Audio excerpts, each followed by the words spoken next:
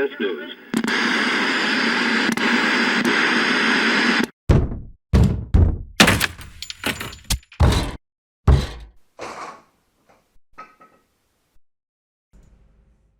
It's Saturday, baby. Welcome back to another Ask a DM. Tonight, I'm joined with Dylan, and I'm going to ask him a question that only players and DMs who have experienced enough of D&D's history can really answer. Dylan, what the frill is THAC0? And how does it even work? Okay, excellent question. So THAC0 stands for 2-hit armor class 0. So the O at the end of THAC0 is actually a 0. Yes. But it's more or less elite speak. A little bit. Okay. So it was implemented in the earliest ancient editions of Dungeons and Dragons. The original? Yeah, I think it's yes, but I think it is most commonly associated with advanced Dungeons and Dragons. Which is like technically the second edition? It's like 1.5. Okay. Yeah. Because D&D second edition is its own edition. And and if I remember correctly, I think that's when they introduced the Dragonlance campaign setting as the second edition. I've heard much about that. And I say that like I was there. Yeah. But it's most commonly associated with the before times, before Wizards of the Coast owned the rights to Dungeons and Dragons and the game license franchises that were Because still they owned by formally purchased TSR when Games. 4th edition. TSR, no. Wizards of the Coast bought it with 3rd edition. Mm-hmm. And they bought it from TSR Games, which had published up to 2nd edition. And they took the helm with 4th edition. Okay, I got you. Yeah, They no, purchased Wizards purchased it at the time of 2nd edition. Yeah. And then they published 3rd edition. And then Wizards of the Coast published 3.5, which was mostly just a collection of FAQs and slight rules adjustments to the 3.0 edition. Books and stuff. Yes, yeah. and then we've already gone over the creation of 4th edition and why it happened. But yes, so getting back to the original question, to hit armor class 0, as I'm sure you are aware, the armor class system is a metric that is used to determine attack rolls.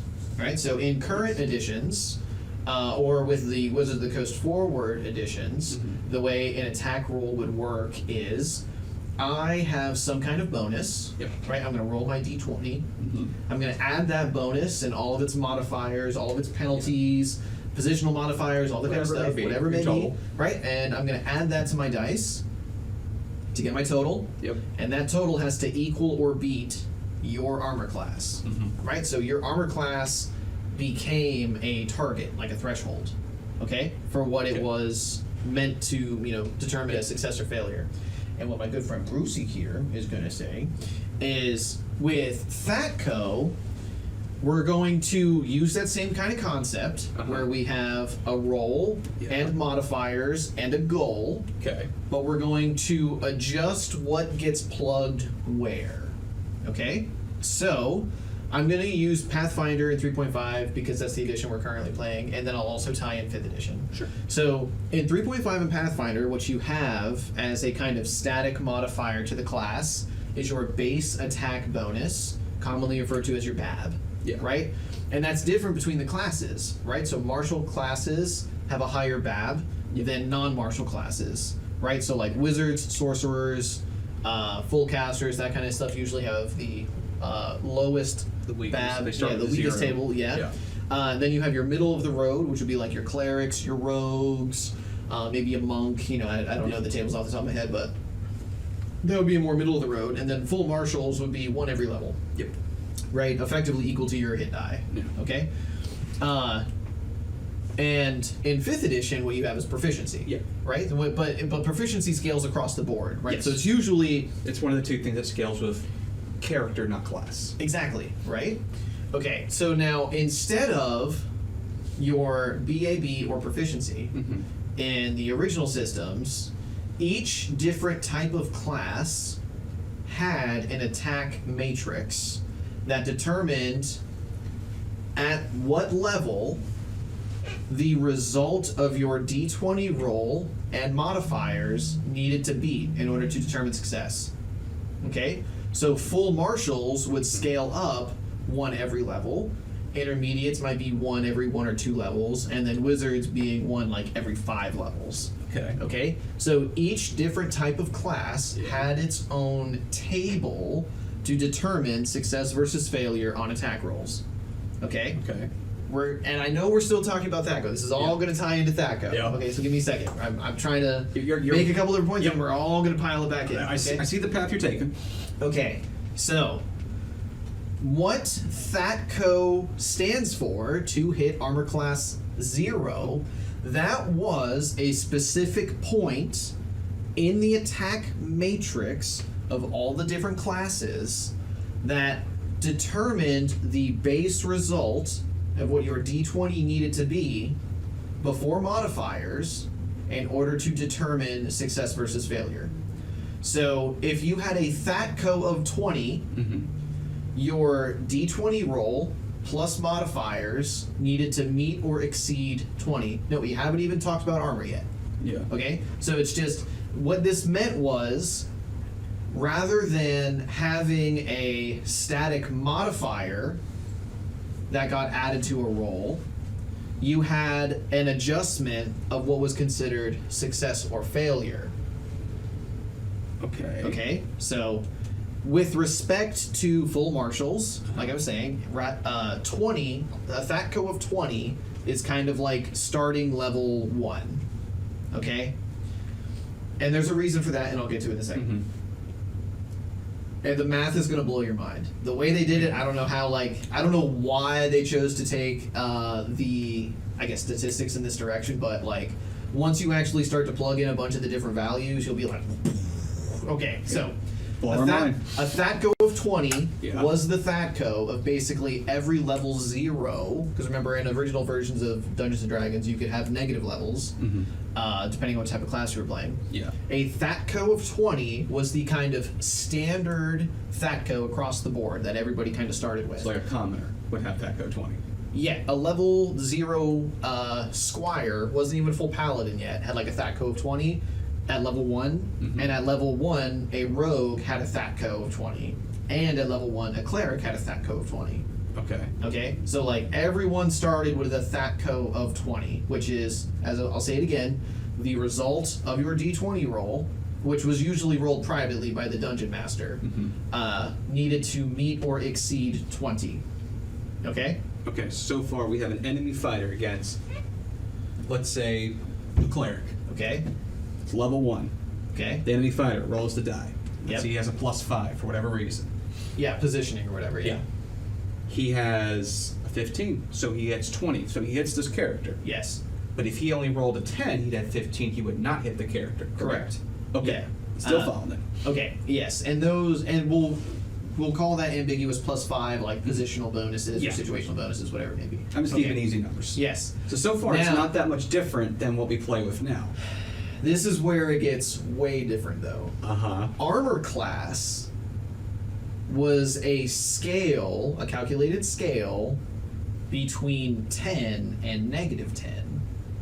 And you added armor class as a modifier of sorts to your die roll in order to determine success versus failure. So, a no dex mod, not only wearing clothes, individual, had an armor class of 10. As they donned armor and improved their dexterity score and improved their dex mod, their armor class would lower. And as you added things like ring of protections, shields, magic modifiers to your shields and armor, you could get your armor class all the way to -10. All right? Which is effectively a scale from 0 to 20. Okay. Okay, but it's shifted. So lower's better. So lower is better.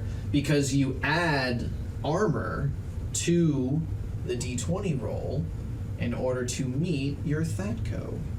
So if I roll an attack on somebody and I have to add -10 to it, it decreases my chances of getting to 20. Exactly.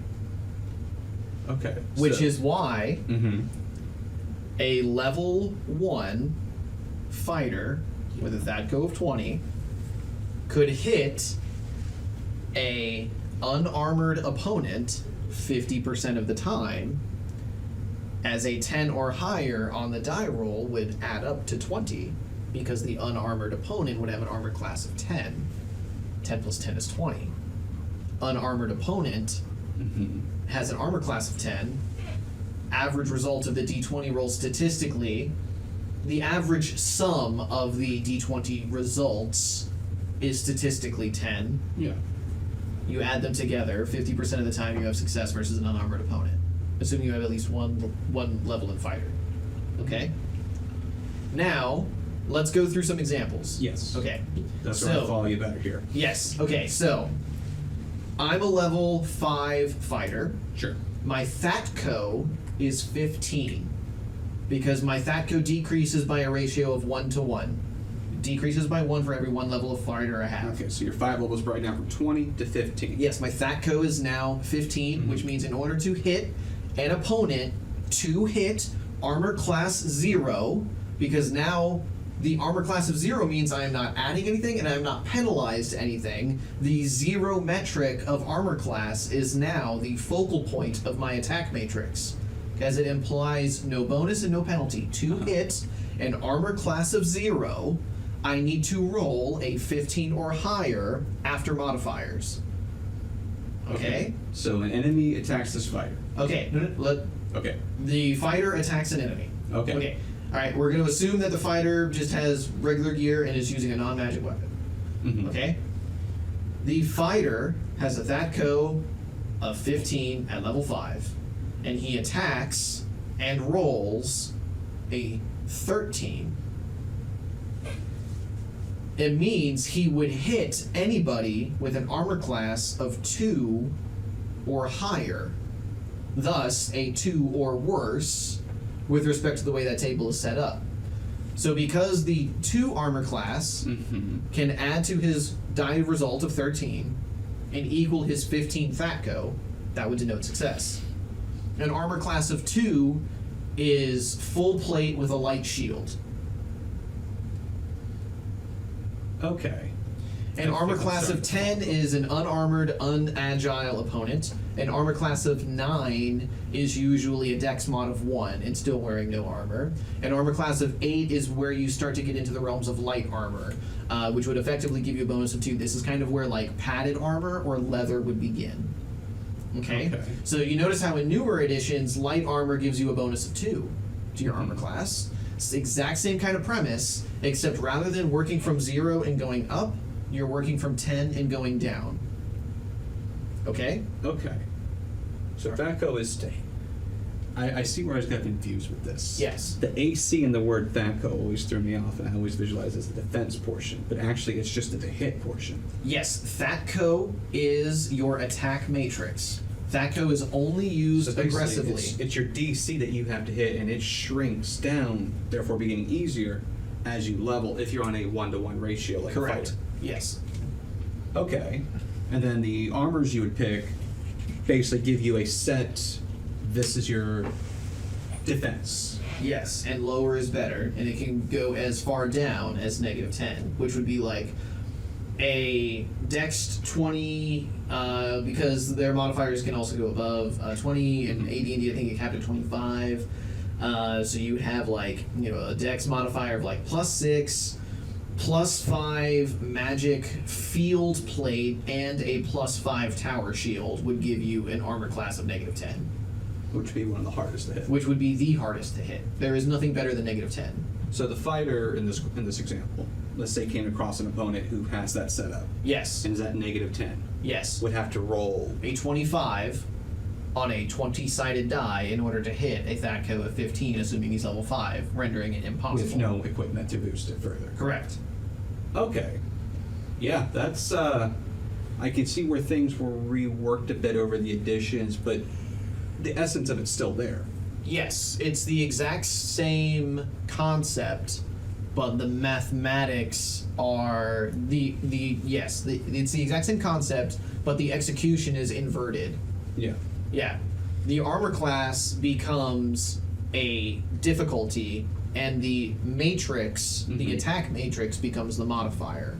rather than the other way around, where the attack matrix is the difficulty and the armor class is a modifier. Yeah. So in the THAC0 systems, as I just said, armor class is a modifier, the attack matrix is the difficulty. In newer editions, you reverse that, where the attack matrix is the difficulty and the armor class is the modifier. Not to mention I Not got to mixed mention up. of all the newer spells, class abilities, magical items, you can increase your armor class quite a bit, which breaks free from the original system having that. Because I remember when we played Advanced D&D, when you ran into that one time, Yeah. I remember the chart vaguely.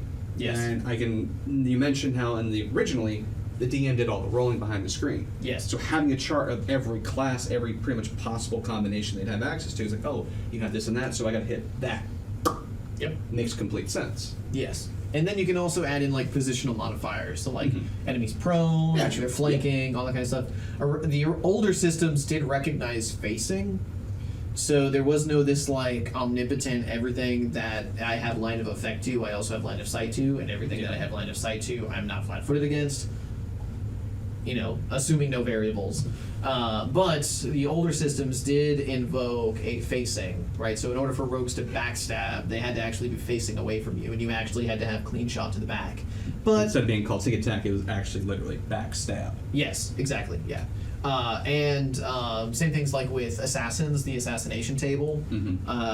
Because the assassin wasn't a subclass of rogue, nor was it a prestige class. It was its own class that was considered a subclass of rogue, just like where you had like the thief acrobat was a subclass of rogue, or how illusionist used to be a subclass of magic user, and wizard was a title, not a class.